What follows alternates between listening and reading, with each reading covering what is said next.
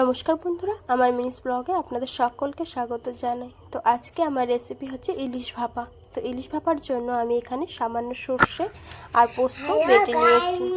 এদিকে আমার মেয়ে খুব দুষ্টুমি করছে, বাটছিলাম, থালাটা বারবার টেনে নিচ্ছিল আর হ্যালো গাইস বলা শুরু করেছে। এবারে সেই মশলার থালায় ইলিশ মাছগুলোকে ভালো করে আমি সাজিয়ে নিয়েছি। তার মধ্যে সামান্য তেল, সামান্য হলুদ, নুন এবং লঙ্কার গুঁড়ি দিয়ে মাছগুলোকে ভালো করে মাখিয়ে নিচ্ছি।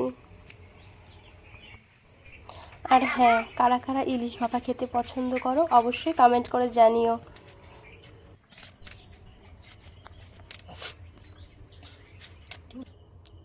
এবারে কড়াইতে গরম জল বসিয়েছি। তারপর একটা টিফিন কৌটোর মধ্যে মাছগুলোকে ভালো করে সাজিয়ে দিচ্ছি।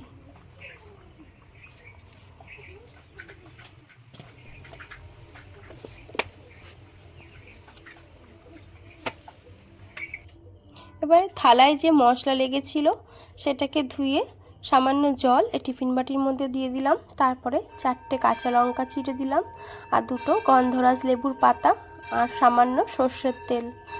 এবারে টিফিন বক্সটাকে ঢেকে দিলাম। এদিকে জল ফুটে গেছে, এর মধ্যে আমি টিফিন বক্সটাকে দিয়ে দিলাম। এবারে এটাকে লো ফ্লেমে রেখে ঢাকা দিয়ে দেবো।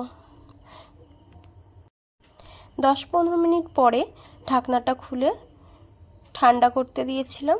এবারে আমি এটাকে নামিয়ে নিয়েছি। যেহেতু এটা গরম, খুলতে একটু অসুবিধাই হচ্ছিল, তো আমি সাবধানে এটাকে আস্তে করে খুলে নিলাম। দেখো বন্ধুরা, কালারটা কত সুন্দর হয়েছে। ভিডিওটি যদি ভালো লেগে থাকে তাহলে অবশ্যই একটা লাইক, কমেন্ট, শেয়ার করো। Tata, bye bye.